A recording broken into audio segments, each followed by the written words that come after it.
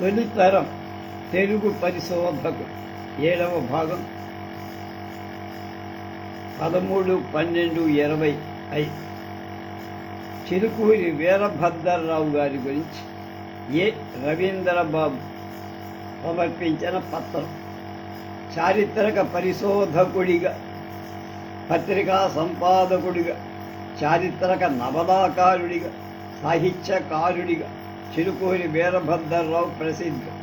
ఏ వ్యక్తి సాధించిన నవ్యత ఆ వ్యక్తి కాలం నాటి సామాజిక పరిస్థితులు చాలా వరకు కారణం అవుతాయి అన్నది చారిత్రక సత్యం. వీరభద్రరావు జన్మించే నాటి దేశ రాష్ట్ర పరిస్థితులు ఆయనపై ఎంతో ప్రభావాన్ని చూపాయి. ఆనాటి సమాజంలో సంస్కరణ ఉద్యమం, జాతీయతాభావం అన్నిటినీ మించి వీరభద్రరావు గారి స్వతంత్ర వ్యక్తిత్వం ఆయన జీవిత విధానానికి కారణాలు అయ్యాయి. ఆ కాలంలో రాజా రామ్మోహన్ రాయ్ బెంగాల్లో ప్రారంభించిన సంస్కరణ ఉద్యమం, ఆంధ్రదేశంలో కందుకూరి వీరేశలింగం పంతులు గారు చేపట్టిన సంస్కరణ కార్యక్రమాలు వారి చరచరణ ప్రభావం ప్రజలపై ఎక్కువ ఉండే. వీటి ప్రభావం వీరభద్రరావు గారి జీవితం మొదటి రోజుల్లో ఎక్కువగా ఉంది. వీరభద్రరావు 1872 అక్టోబర్ 17 పశ్చిమ గోదావరి జిల్లా నరసాపురం తాలూకాలోని పెనుమదమ గ్రామంలో. వీరి తల్లిదండ్రులు సీతమాంబ వీరరాజు ఏకైక సంతానమైన వీరు నియోగి బ్రాహ్మణ్. తర్వాత వీరి కుటుంబం తణుకు తాలూకా రేలంగి గ్రామానికి మారి వీరి విద్యాభ్యాసం అక్కడే 1880 నుంచి 80 వీరు హై స్కూల్ ఫైనల్ వరకు చదివిన సంస్కృత ఆంధ్ర భాషల్లో మంచి పాండిత్యం సంపాది. ఆ రోజుల్లో వీరేశలింగం గారి సంస్కరణ ఉద్యమ కార్యక్రమాలే వితంతు పునర్వివాహం, స్త్రీ విద్యాభ్యాసం, అనాథ ఆశ్రమాల నిర్మాణం మొదలైన వాటి ప్రభావం వీరభద్రరావు గారి పైన కూడా పై అంశాలను చర్చిస్తూ కందుకూరి వారు చేసిన రచనలు వీరిని బాగా ఆకర్షించారు. ఆ ప్రభావంతో 1892 వీరేశలింగం గారి జీవిత చరిత్ర రాసి గ్రంథ విమర్శన చేసి ఆంధ్ర ప్రకాశికాని పత్రికలో ప్రకటించారు. తర్వాత ఏలూరు వెళ్ళి 1896 దేశోపకారి పత్రిక సహాయ సంపాదకులుగా చేరారు. 1896 విభుధ రంజని పత్రికకు సంపాదకు. పత్రికా వ్యాసంగం మీద వీరికున్న అభిమానంతో ఒక ముద్రణాలయాన్ని స్వతహాగా ఏర్పాటు చేసుకొని దాని విద్యాసాగరం అనే పేరు దీని ద్వారా దేశోపకారి పత్రిక మరికొంతకాలం ప్రచురించారు. 1906 ఆర్థిక ఇబ్బందుల వల్ల రాజమండ్రి వెళ్ళి వీరేశలింగం పంతులు గారి చింతామణి ముద్రణాలయాన్ని అధికారయ్యారు. సత్యవాది పత్రికా సంపాదకులలో ఒకరిగా నియమింపబడ్డారు. ఈ సంతోషంతో వీరభద్రరావు గారు పత్రికా వ్యాసంగాన్ని మరికొంతకాలం ఉత్సాహంగా కొనసాగి. కానీ వీరేశలింగం గారికి వీరభద్రరావు గారి అభిప్రాయ భేదాలు ప్రజలలో 1905 నాటి స్వాతంత్ర్య అభిమానం, జాతీయతా భావం వీరేశలింగం గారిపై అంతగా ప్రభావాన్ని చూపల.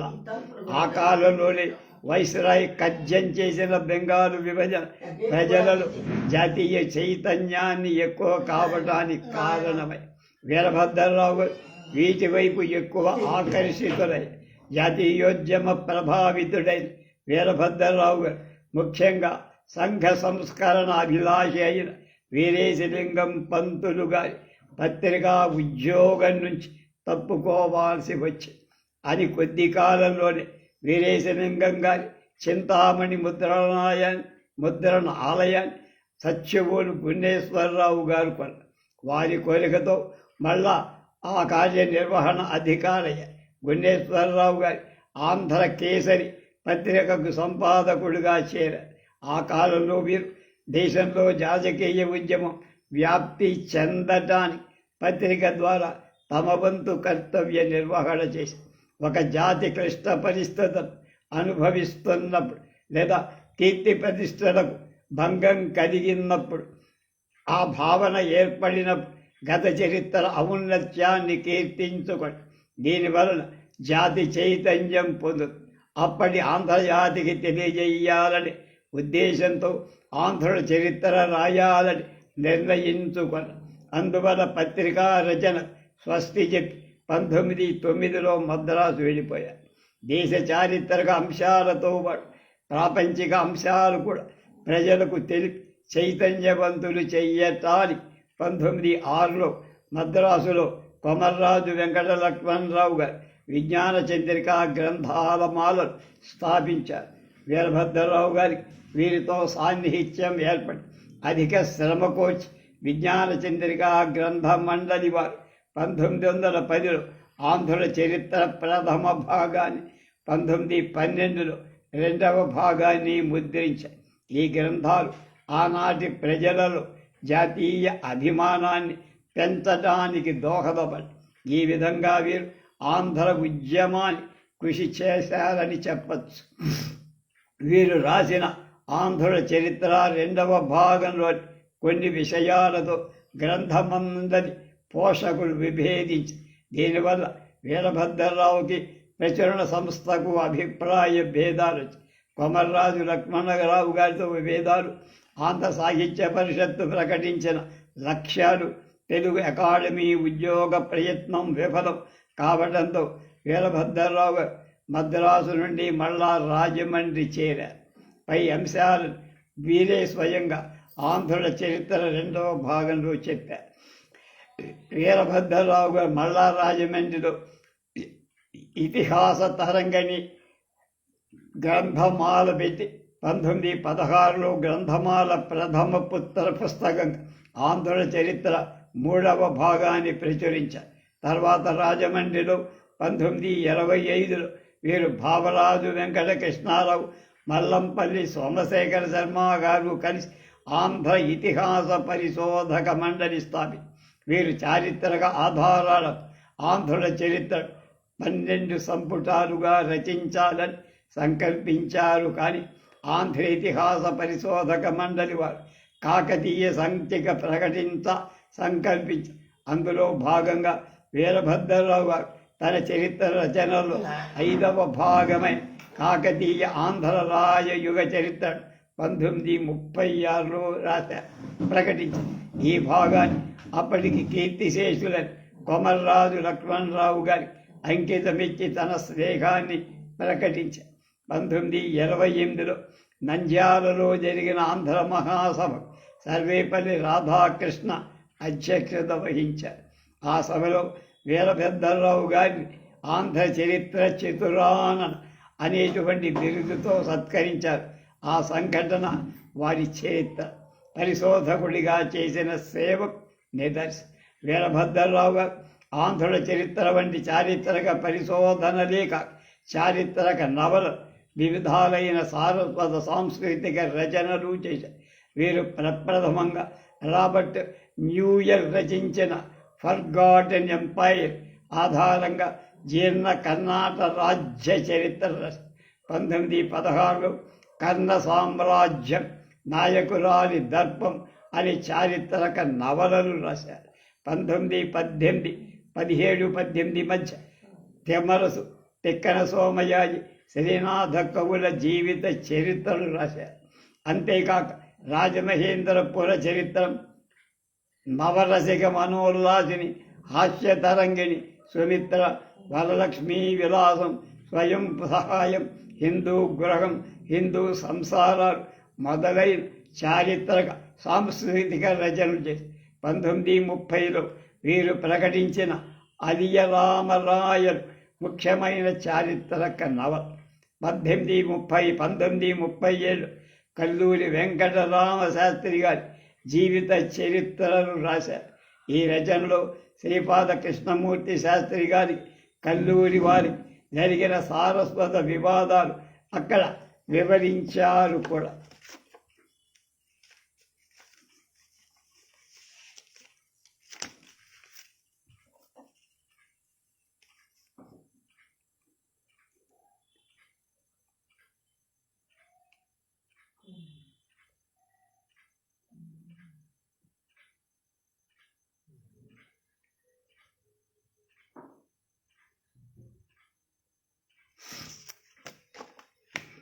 ఈ విధంగా జీవితంలోని ప్రతి నిమిషం చారిత్రక సారస్వత పరిశోధన కృషి చేసిన వీరభద్రరావు గారు 17 మే 1939 కీర్తిశేషులయ్యారు.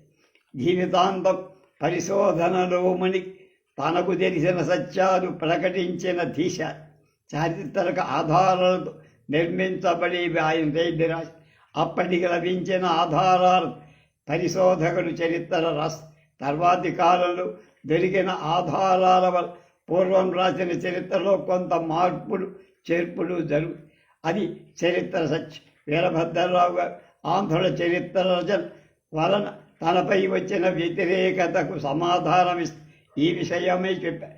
ఆంధ్రుల చరిత్ర 3వ భాగం అవతారిక ఈ విషయంలో చెప్పి, మిత్రులారా, నా గ్రంథంలోని లోపాలు ఉన్నాయని కాదు, నా గ్రంథం సమగ్రమైందని కాదు నేనెప్పుడు తలచి గర్వపడల.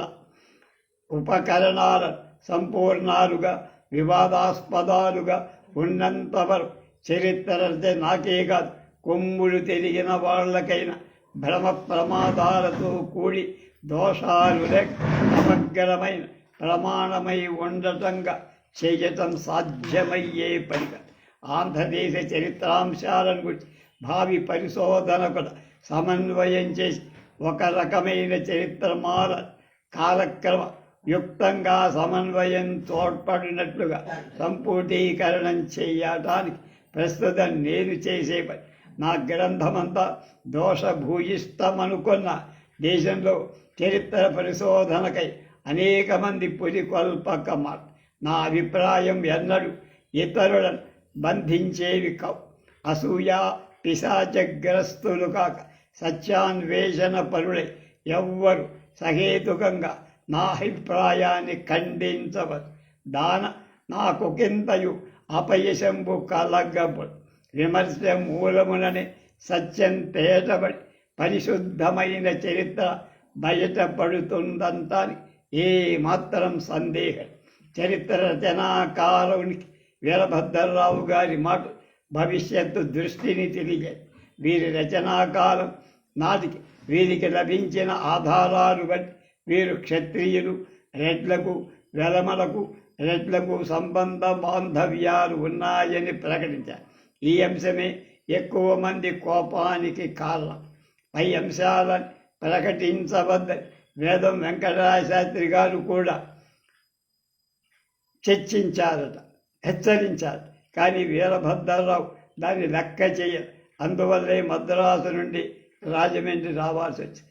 లింగం గారితో అభిప్రాయ భేదాలు వచ్చిన విజ్ఞాన చంద్రిక మండలి వారు ఆంధ్రుల చరిత్ర 3వ భాగం ప్రకటించడానికే అంగీకరించిన చివరకు ఆంధ్రేతిహాస పరిశోధన మండలిలో ఎక్కువ కాలం సాగలేకపోయినా తను నమ్మిన సత్యాన్ని ప్రకటించడానికి ఎప్పుడూ వెనుకాడ వీరభద్రరావు గారు అప్పుడు కృష్ణాపత్రిక ఫిబ్రవరి 8, 1941 చెల్లపల్లి వెంకట శాస్త్రి గారు వీరి గురించి ఇలా రాశారు. వీరు సత్యవాక్చతురు. ఈయనకు దొరికిన ఆధారాలు బట్టి ఎంత విలువ ఇస్తుందో అంతా కుండ పగలగొట్టినట్టు వ్రాయటమే కానీ వారు ఏమనుకుంటారు అనే సందేహం వీరికి దేశమాత్రం లేదు. రావు గారు తాను నమ్మిన సత్యాన్ని తెలియజేయటానికి వెనకాడలేదు.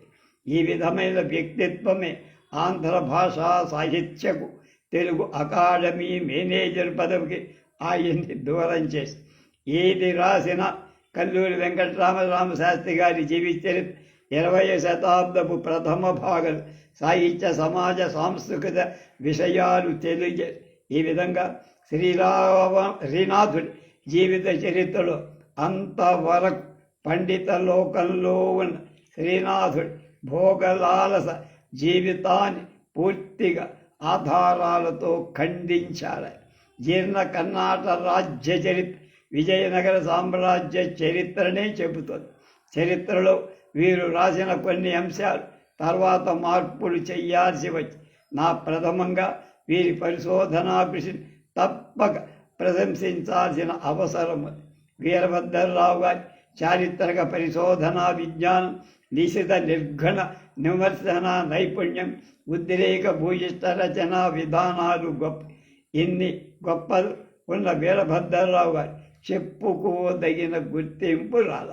అది వాస్తవం. దీనికి కారణాలు చెప్తూ అక్కిరాజు రమాపతి గారు చెప్పిన మాటలు అక్షర సత్యం.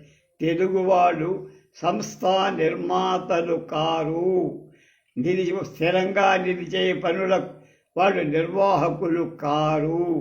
ఐకమత్యం, ఉదార దృష్టి వాళ్లకు తక్కువ.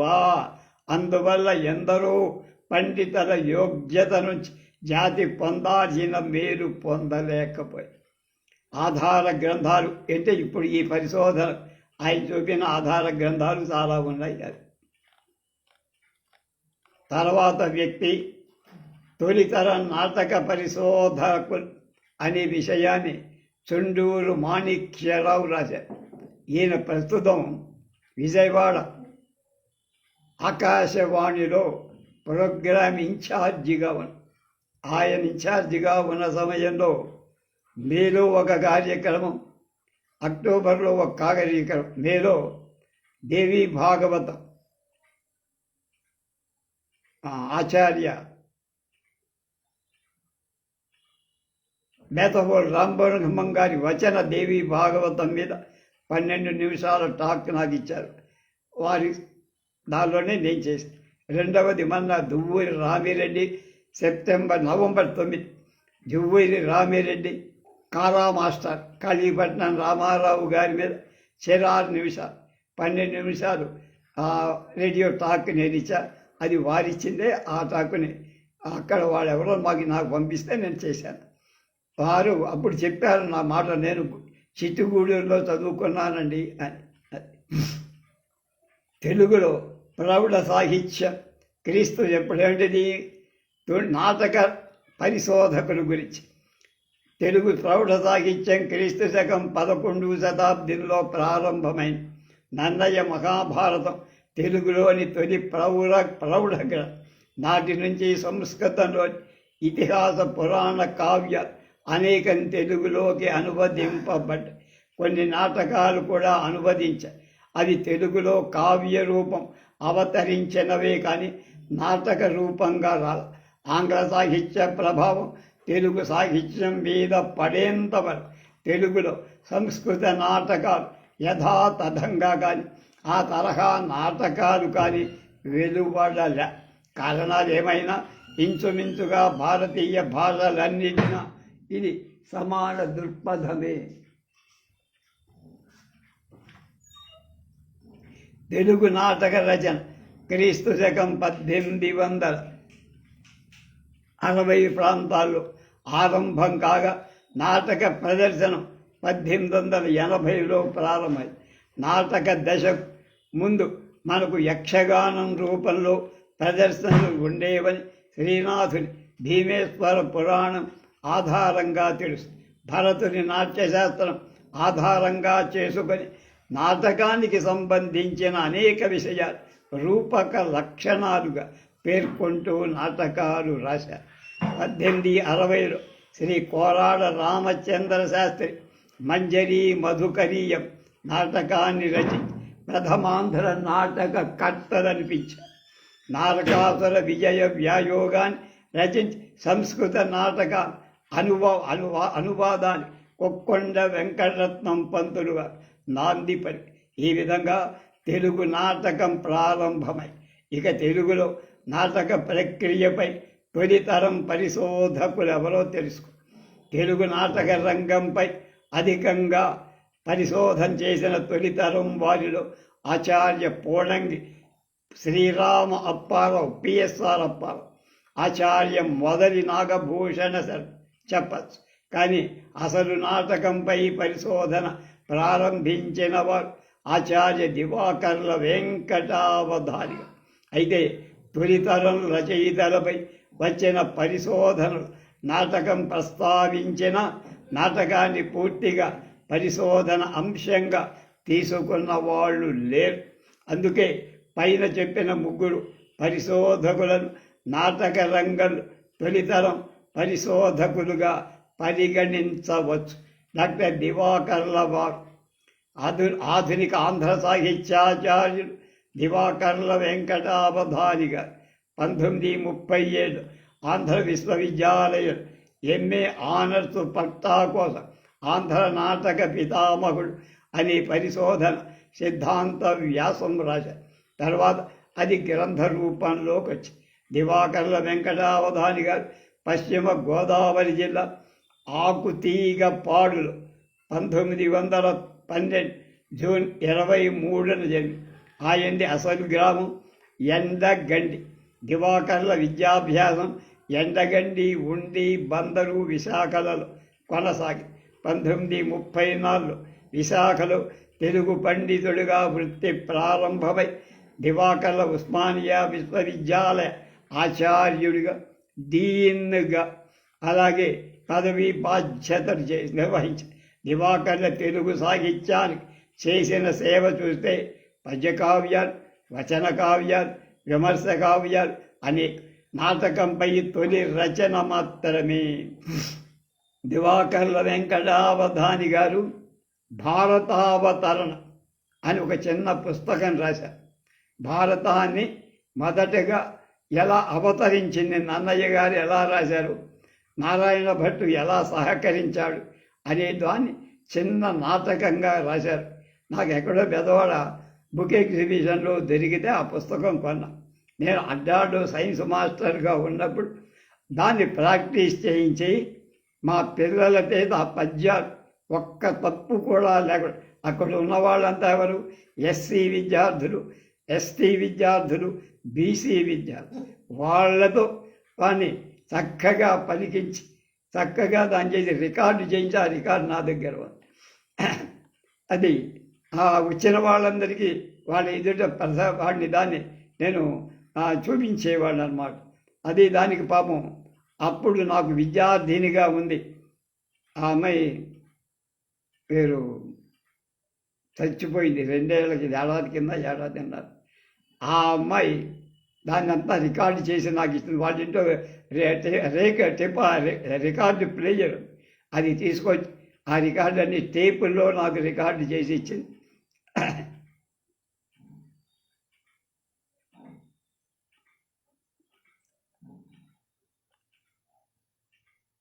సిహెచ్ వెంకటేశ్వరరావు గారు అమ్మాయి పేరు జ్ఞాపకం లేదు. ఈ మధ్య సరిపోతే మేము చూడటానికి కూడా కంకిపాడు వెళ్ళాం.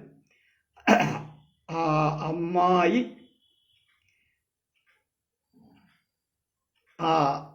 అక్కడ స్కూల్లో అన్నిట్లోనూ టాప్గా ఉండేది. నేను 1998లో రిటైర్ అయినప్పుడు ఆమె 10th క్లాస్ 6వ క్లాస్లో నా దగ్గర చేరి, నేను వచ్చేటప్పటికి 1998లో 10th క్లాస్ పాస్ అయింది. ఆ అమ్మాయి స్కూల్ ఫస్ట్ వచ్చింది. ఆ అమ్మాయికి మా నాన్నగారు అమ్మగారి పేరు మీద ప్రైజ్ మనీ కూడా ఇచ్చొచ్చా నేను అక్కడి నుంచి. నాగలక్ష్మి, సిహెచ్ నాగలక్ష్మి. అది దివాకర్ల వెంకటావధాని గారు రాసిన ఆంధ్ర నాటక పితామహుడుగా ప్రఖ్యాతి పొందిన ధర్మవరం రామకృష్ణమాచార్యులు నాటక రంగంలో చేసిన కృషిని వివరించారు. కృష్ణమాచార్యులు గారు 30కి పైగా నాటకాలు రాశారు. చిత్రనళీయం, విషాద సారంగధర, పాదుకా పట్టాభిషేకం మొదలైన 14 నాటకాలు అవధాని గారు ఈ వ్యాసంలో వివరించి 13 భాగాలను పేర్కొన్న.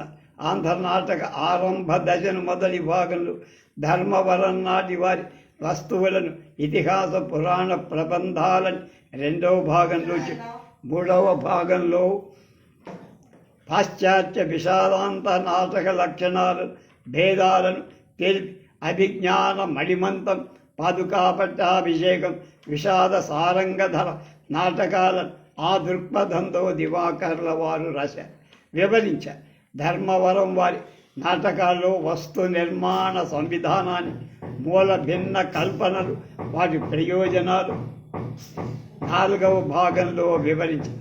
6వ భాగంలో పూర్వరంగాదుల విషయంలో అనుష్ఠించిన ప్రాచ్య పాశ్చాత్య పద్ధతుల సమీక్ష, నాటక సమయాలు 7వ భాగంలో, 8వ భాగంలో పాత్ర పోషణ కూర్చిన రచనా విశేషాలు గూర్చిన 9వ భాగంలో చెప్పారు.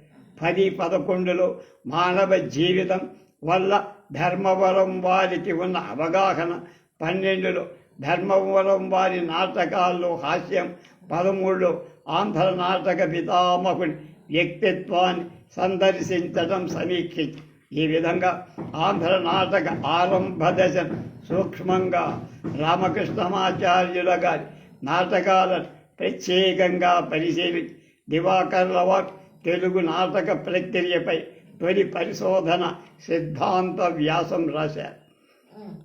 పోణంగి శ్రీరామ అప్పారావు నాటక రంగంపై అవిరళ కృషి చేసిన డాక్టర్ పోణంగి శ్రీరామ అప్పారావు తెలుగు నాటక వికాసం పేరుతో 100 సంవత్సరాల నాటక చరిత్ర పరిశోధన గ్రంథంగా పొందుపరి డాక్టర్ పిఎస్ఆర్ అప్పారావు గారు గురించి క్లుప్తంగా పరిచయం చేసి తర్వాత తెలుగు నాటకంపై ఆయన పరిశోధన చూద్దాం.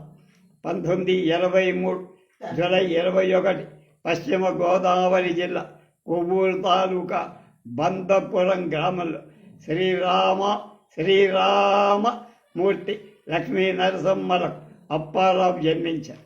కొవ్వూరు, విజయవాడ, విశాఖ, హైదరాబాద్ ఉస్మానియాలో విద్యాభ్యాసం చేసి భీమవరం, రాజమండ్రి, కడప, శ్రీకాకుళం, మద్రాస్ ప్రెసిడెన్సీ కాలేజీల్లో పనిచేసి అంతర్జాతీయ తెలుగు సంస్థల వ్యవస్థాపక డైరెక్టర్గా, సాంస్కృతిక వ్యవహారాల అధ్యక్షుడిగా కూడా తెలుగు సంస్థ డాక్టర్ పిఎస్ఆర్ అప్పారావుపై ఆయన మలేషియా, సింగపూర్, అమెరికా తదితర దేశాలు పర్యటించారు. ఆయన సంపాదకత్వంలో శ్రీకాళహస్తీశ్వర మహాత్మ్యం, విషాద సారంగధర, అలాగే మానవల్లి కవి రచనలు తదితరాలు వచ్చాయి. పిఎస్ఆర్ అప్పారావు రచనలు పరిశీలిస్తే తాజ్మహల్ నాటిక, విశ్వభారతి నవల, నాట్యశాస్త్ర గ్రంథం, భరతముని నాట్యశాస్త్రానికి సమగ్ర అనువాదం, దీనికి ఉత్తమ గ్రంథకర్త 1961 జాతీయ బహుమతి లభించింది. తెలుగు నాటక వికాసం పరిశోధనా గ్రంథం, ధర్మవరపు రామకృష్ణాచార్య జీవితం, రచన, నృత్యకళ, తెలుగుదేశం, భారతీయ నాటక రంగం, ఆద్యరంగాచార్య ఆంగ్ల గ్రంథానువాదం, ప్రథమాంధ్ర నాటకకర్తలు వంటి రచనలతో అనేక నాటక నాట్య సాహిత్య సంబంధమైన గ్రంథాలు అనేకం రాశారు. నాకు తెలిసినంత వరకు ఈయన కూచిపూడి, ఇక్కడ ఉన్న కృష్ణా జిల్లా కూచిపూడిలో ప్రతి సంవత్సరం సిద్ధేంద్ర యోగి ఉత్సవాలు జరుగుతాయి. అక్కడ ప్రసిద్ధులైన నాట్యాచారులను పిలిపించి వాళ్ళతో ప్రసంగాలు, వాటి అభినయాల ద్వారా ఉపన్యాసాలు ఇప్పిస్తుంది. ఆ సభల్లో అప్పారావు గారు, పౌణంగా అప్పారావు గారు, ఇంకొక ఆవిడ ఎక్కడ బొంబాయి నుంచి అనుకుంటా, వాళ్ళిద్దరూ వచ్చి అక్కడ నాట్య కళకు సంబంధించిన పుస్తకాలు, మ్యాగజైన్స్ అమ్ముతుంటే నేను చూసి అప్పుడు ఆయన అడిగా, ఎవరండి మీరు, నేను అక్కడ చూసినట్టు అంటే, నేను పోణంగి శ్రీరామప్ప అమ్మో అని 2 కాళ్ళకి నమస్కారం చేసి వాడు ఆ పుస్తకం ఒక ఇంగ్లీష్లో ఒక మ్యాగజైన్ వేసి, ఆ మ్యాగజైన్లో వెంపటి చలసత్యం గారి మీద ఒక మ్యాగజైన్ అక్కడ దొరికితే నేను కొన్నాను, దాచుకున్నాను. అది నాటక స్వరూప స్వభావాలను, నా రూపక కళ పుట్టు పూర్వోత్తరాలు, తెలుగు నాటక ఉత్పత్తి వికాస విశేషాలు సమగ్రంగా సమీక్షించి పిఎస్ఆర్ అప్పారావు గారు తెలుగు నాటక వికాసంగా పరిశోధన గ్రంథం రాసి అందులో 1860 నుంచి 1960 100 తెలుగు నాటక వికాస సమగ్రంగా సమీక్షించి అంత పెద్ద ఎత్తు నాటక ప్రక్రియపై పరిశోధనా గ్రంథం రావడం గొప్ప అని మొదటిది కూడా. నాటక రంగంలో భావి పరిశోధకులు ఈ నా పరిశోధన పునాది కాగలదని విశ్వసిస్తున్నారన్నారు. తెలుగు నాటక వికాసం ప్రస్తావన పేర్కొన్న మాట అక్షర సత్యం. ఈ పరిశోధనా గ్రంథంలో 5 భాగాలు. మొదటి భాగంలో ఆంధ్ర నాటక పూర్వరంగం, నాట్యకళ విశిష్ట స్వరూపం, ప్రాచ్య పాశ్చాత్య నాటక స్వరూపక స్వరూప స్వభావాలు, ప్రాచీనాంధ్ర దేశంలో నృత్య నాట్య వికాస విశేషణ వివరాలు. అందులోనే తెలుగు కళలైన బొమ్మలాటలు, యక్షగానాలు, కొలవంచి పగటి వేషాలు మొదలైన దేశ దృశ్య కళారూప లక్షణాలు ద్వితీయ భాగంలో ఆధునిక ఆంధ్ర నాటక ఆరంభ వికాసాలు వివరించి ఇందులో 1860 నుంచి 1886 వరకు ఆంధ్ర నాటక రచనా విధానం ప్రదర్శన ప్రారంభం దశల పరిస్థితి కోరాడ శ్రీరామచంద్ర శాస్త్రి, కుక్కొండ వెంకటరత్నం, పరవస్తు వెంకటరంగాచార్య, వావిలాల వాసుదేవ శాస్త్రి, కందుకూరి వీరభద్ర వీరశలింగం, గురజాడ శ్రీరాములు, కొండు భట్ల సుబ్రహ్మణ్య శాస్త్రి, వడ్డాది సుబ్బారాయు, నాదెళ్ల పురుషోత్తమ కవి మొదలైన వాడు రచించిన నాటకాలు విపులంగా సమీక్షించారు. రెండో భాగంలో ద్వితీయ అధ్యాయంలో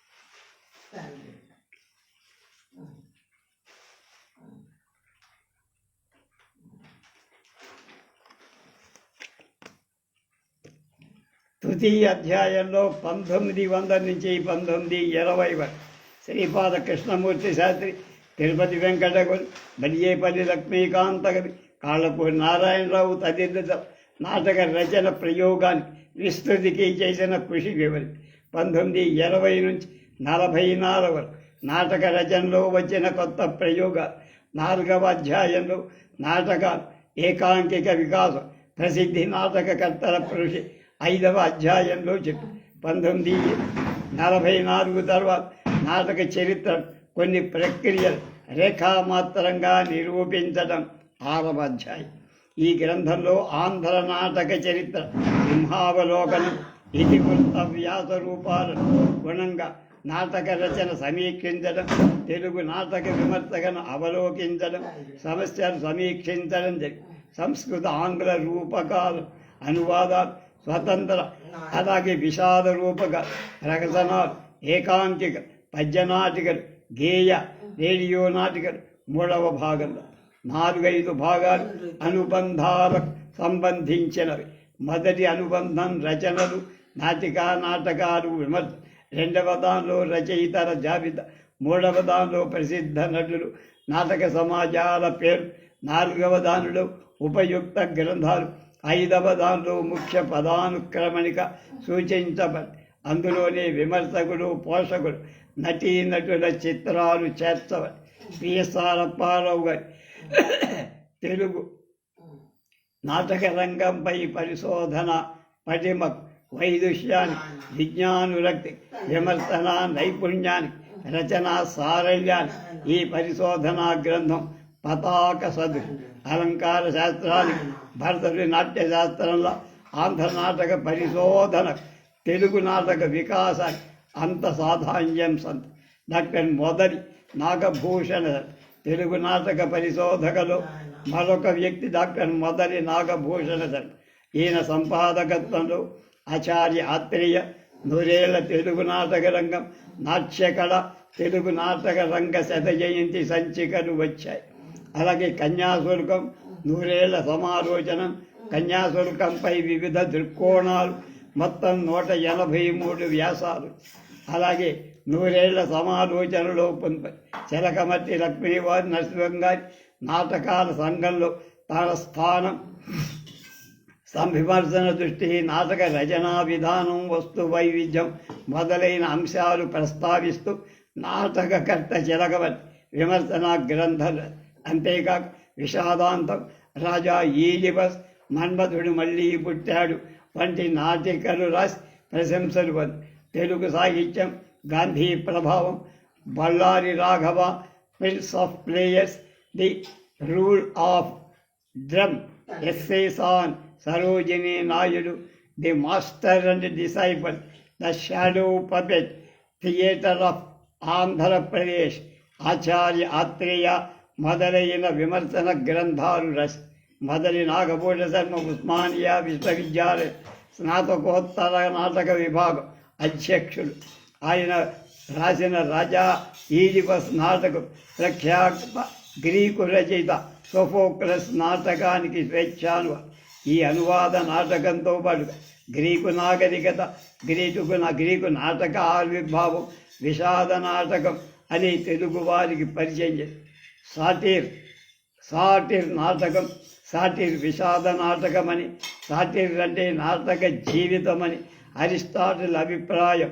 సతీర్ అంటే అరణ్య దేవతని అర్థం.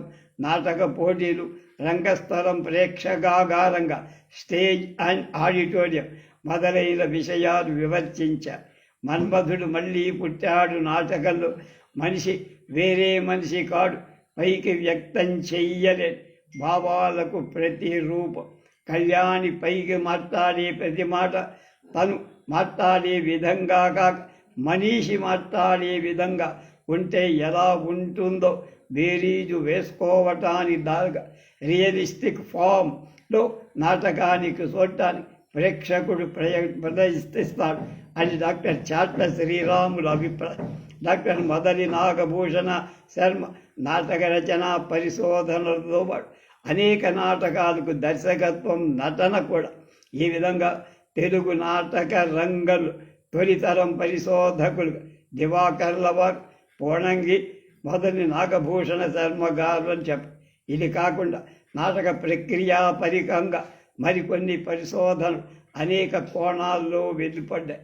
తెలుగులో విషాదనాపక కస్తూరి ఉదయ భాస్కర లక్ష్మి, అలాగే తెలుగులో ప్రహసనాలు జి శేషాద్రిరెడ్డి, తెలుగులో గేయనాటిక తిరుమల శ్రీనివాసాచార్య, ఆంధ్రంలో ప్రబంధ రూపం పొందిన సంస్కృత నాటకాలు సి రాజేశ్వరి, కన్యాశుల్కం ఒక విమర్శ, ప్రభాకర్ ఫణిరాజు, డాక్టర్ జీవి కృష్ణారావు, నాటికా సాహిత్య సమాలోచన, మంగళగిరి ప్రమీలాదేవి, నాగార్జున 1981, విశ్వనాథ వారి నర్తనశాల ఒక పరిశోధన, ఆర్ కమల హైదరాబాద్ 1980, కవిరాజు తిరుపరనేని రామస్వామి చౌదరి, నాటకాలలో హేతువాద దృక్పథం, కొండపల్లి సుదర్శన్ రాజు 1983.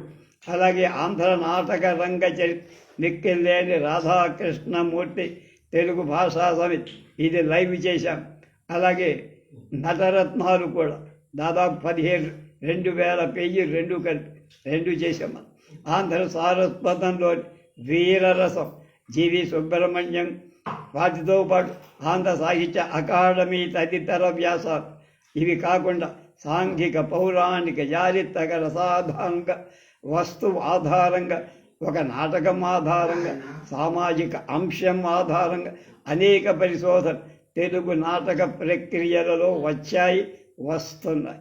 ఇది రాసిన వారు ఇందాక చెప్పారు, చుండూరు మాణిక్యరావు.